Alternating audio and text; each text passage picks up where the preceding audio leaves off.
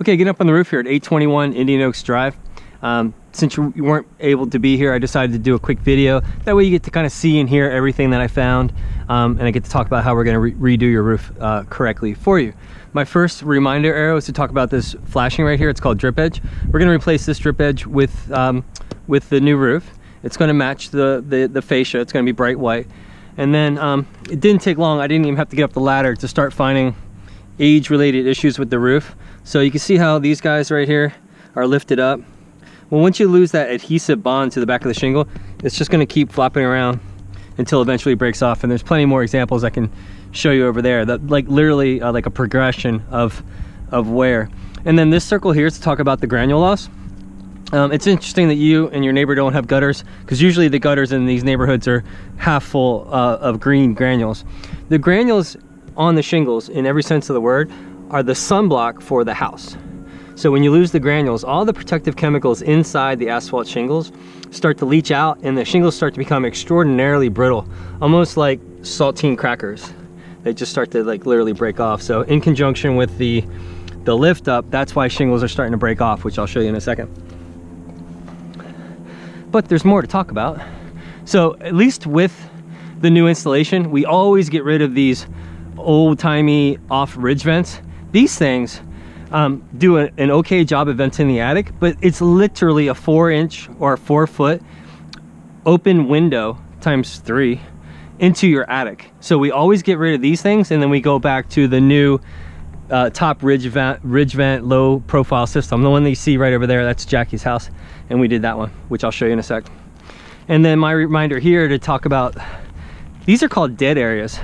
So the only real big problem in this subdivision is a lot of times where water cascades off of that roof, water falls onto the second roof and then pushes back in there. So we've taken great lengths to go back in and replace the flashing, make sure it's absolutely tip top, because some of these houses have major water damage inside the garage if you're lucky. But we're going through and completely redoing that correctly, so there won't be any problems. Look at these guys. So not only lift up, but whole sections. Oh, look at this.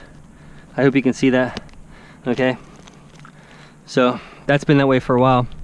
We're gonna replace we're gonna reboot all the bathroom vents. We're gonna replace all the gooseneck style vents. And we paint them too, which you'll see in a second. Looks really nice. You can see hopefully you can see the squiggly lines. That's where the defect takes place, or the wear takes place, and that's what's going to become lift up next.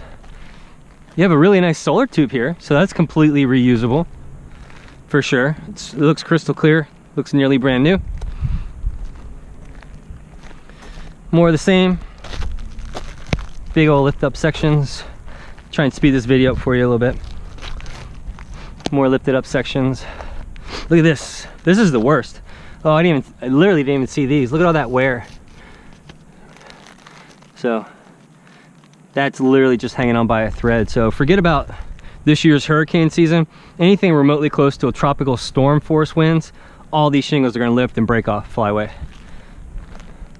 That's Jackie's roof. Okay, see how we paint all the vents, replace all the vents, paint all the vents. And oh, perfect example. So you'll see in a second. Well, I should talk about that now. So forgive my metal example here, I'll get back to that in a second, but what I wanted to share with you is we only use CertainTeed Landmark series shingles. It's not only the heaviest, thickest, best shingle out there for the same price as the other ones, but it looks better. So it has a much more aesthetic appeal to it versus that one and that one. That's Owens Corning or some other manufacturer, very blotchy looking. I hope you can see the aesthetic difference between those as well. There's your favorite color, by the way, hunter green. It's really not the top layer that's as important as all the layers underneath. So if you would imagine this with me, removing all the shingles, get down to the bare plywood. We're gonna re-nail the plywood to the roof trusses. The new code says every 6 inches, we go every 4 to 5 inches. And then we're gonna install what's called waterproof barrier. Every inch of this roof is gonna have peel and stick, super sticky rubberized membrane. That's gonna go down over the bare plywood. It's gonna suck right to it.